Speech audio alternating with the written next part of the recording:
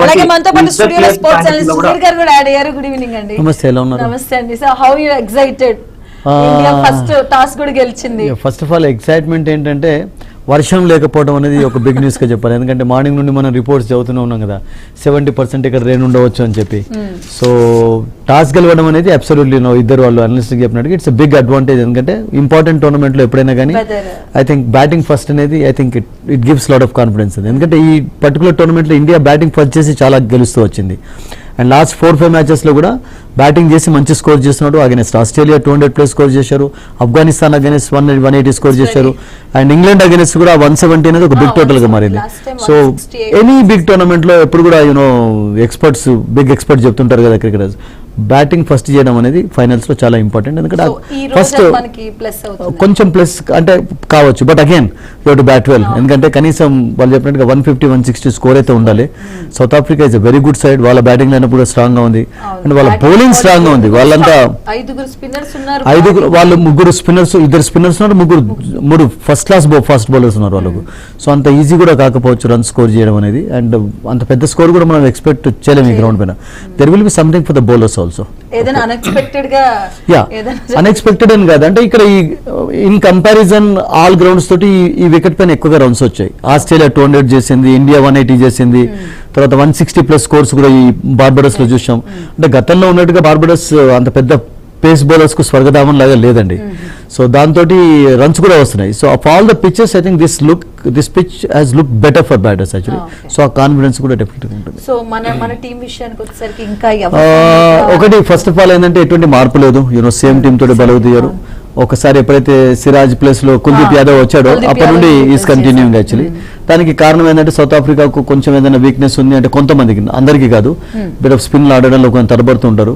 So వాళ్ళు కూడా ఎటువంటి మార్పు చేయలేదు. అంటే వికెట్ ఎక్స్పర్ట్ చెప్పినట్టుగా వికెట్ ఒకవేళ స్లో అయినట్లయితే స్పిన్నర్స్ రోల్ కూడా చాలా కీలకంగా మారింది. వెస్టిండీస్ ఆడుతున్నప్పుడు కూడా వెస్ట్ ఇండియన్ స్పిన్నర్స్ కూడా ఫస్ట్ నుంచి కూడా వికెట్లు తీయడం చూసాం స్టార్టింగ్ నుండి. So I think spinners role కూడా మేబీ కొంచెం లో అయినట్లయితే ఎఫెక్టివ్గా ఉండవచ్చు. బట్ స్టార్టింగ్లోనైతే నాకు ఏమనిపిస్తుంది అంటే fast bowlers bit of movement అనేది ఉంటుంది, అంటే బౌన్స్ ఉంటుంది. దాన్ని కొంచెం జాగ్రత్తగా ఆడాలి Indian batters. So I think Rohit Sharma and Kohli seniors గా వాళ్ళు ఈ రోజు వాళ్ళు విజృంభణ చూడొచ్చు అనుకుంటారు. ఎందుకంటే కోహ్లీ కూడాను కొంచెం డిసప్పాయింట్మెంట్ చేస్తూ వచ్చారు. గ్రేట్ ప్లేయర్స్ ఎలా ఉంటారంటే వాళ్ళకు ఈ మ్యాచ్ వరకు దాచిపెట్టారు కోహ్లీ. అలా వాళ్ళకు గ్రేట్ ప్లేయర్స్ కు ఒక అకేషన్ అనేది చూస్ చేసుకుంటూ ఉంటారు. ఎప్పుడు కూడా బిగ్ అకేషన్స్ లో ఎక్కువగా రాణిస్తుంటారు. విరాట్ కోహ్లీ అయితే ఆల్వేస్ అద్భుతమైనటువంటి టైమ్స్ లోనే అతడు ఎక్కువగా రాణించడం చూసాం. So it's a wonderful moment actually South ఆఫ్రికాకు, ఇండియాకు. సేమ్ టైం ఇట్స్ ఎమోషనల్ గా కూడా బాగా కనెక్ట్ అయి ఉన్నారు ఈ మ్యాచ్ కి. ఎందుకంటే రోహిత్ అండ్ కోహ్లీ దాని తర్వాత ఇది ఫైనల్ మ్యాచ్ ఎమోషనల్ గా కూడా కనెక్ట్ అయి ఉన్నారు చాలా. అంటే లాస్ట్ వరల్డ్ కప్ అవన్నీ పక్కకు పెట్టలేదు, because they been playing for years actually. So 2007 నుండి T20 వరల్డ్ కప్ లేదు కనుక ఐ థింక్ దాన్ని ఏమంటారంటే ఆ ఎక్సైట్మెంట్ ఇండియన్ క్రికెటర్స్ కుంది, ఫ్యాన్స్ కున్నది. So we are definitely going to see a wonderful final. And coming to South Africa, వాళ్ళు కూడా చాలా గట్టిగా వస్తున్నారు, ఫైనల్ గా వచ్చారు. ఆ ప్రెషర్ ఉంది వాళ్ళ మీద. సో అది మనకి ఏమైనా ప్లస్ అవుతుంది? ఒకటి ప్రెషర్ ఉండడం అనేది దానికంటే నాకేమనిపిస్తుంది అంటే ఫస్ట్ టైం ఆడుతున్నారు కనుక వాళ్ళు కూడా కొంచెం రెచ్చిపోయి ఆడవచ్చు. ఎందుకంటే వాళ్ళకు కూడా కప్ అనేది చాలా 30 years నుంచి వాళ్ళు 34 years నుంచి ఫైనల్ ఫస్ట్ టైం రావడం జరిగింది కనుక, అంటే ఫైనల్స్ ఇంతకు ముందు ఆడిన వాళ్ళకి కొంచెం ఎక్స్పీరియన్స్ ఉంటుంది మన. బట్ నేనేమనుకుంటానంటే వాళ్ళకి ఆడనేది కూడా ఒక్కొక్కసారి కొంచెం బెనిఫిట్ కావచ్చు కూడా. బట్ కావాల్సిందంటే సౌత్ ఆఫ్రికా ఇప్పుడు బౌలింగ్ ఫస్ట్ చేస్తున్నారు కనుక ఇండియాను ఒక పెద్ద స్కోర్ చేయకుండా చూడడం అనేది చాలా చాలా ఇంపార్టెంట్. బికాస్ 160+ ఏదైనా ఇండియా స్కోర్ చేస్తే మాత్రం ఐ థింక్ సౌత్ ఆఫ్రికన్స్ కు చేజ్ చేయడం అంత ఈజీ కాకపోవచ్చు. బికాస్ మనం చూసాం అగైనెస్ట్ ఇంగ్లాండ్ 170 ఇంగ్లాండ్ చేజ్ చేయలేకపోయింది.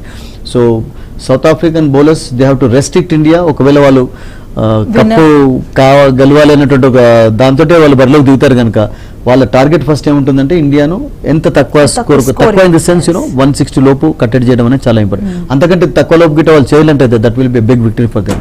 సో మన ఇండియాకి వచ్చేసరికి సౌత్ ఆఫ్రికా బౌలర్స్ లో ఎవరిని మనం కట్టడి చేస్తే ఓకే మనకి విజయ అవకాశాలు ఎక్కువగా? మెయిన్ ఎవరంటే రబడా అండ్ న్యోకి అండ్ ఇద్దరు. ఆ ఇద్దరులో ఏ ఒక్కళ్ళైనా కానీ మంచి స్పెల్ కనబడుతుంది. ఎందుకంటే మనం చూసాం కదా IPL కు ఇక్కడికి చాలా తేడా కనబడింది మనకు. IPL లో నోకియా ఎన్ని రన్స్ ఇచ్చాడో అంతలో 1/4 1/3 కూడా ఇవ్వటం లేదు. అండ్ ఈ speaking wickets also. And Rabada has always been a magnificent bowler. And అతడు రియల్గా చెప్పాలంటే బాల్ కొంచెం ఏదైనా బౌన్స్ ఉంది, వికెట్ పైన కొంచెం హెల్ప్ఫుల్ కండిషన్స్ ఉన్నాయంటే he becomes more dangerous. And Jansen కూడా కొంచెం ఆడడం చాలా అంత ఈజీ కాదు, ఎందుకంటే లెఫ్ట్ ఆర్మ్ పేస్మెన్ ఆడడంలో విరాట్ కోహ్లీ, రోహిత్ శర్మ కూడా కొంచెం స్ట్రగుల్ అవుతూ వచ్చారు.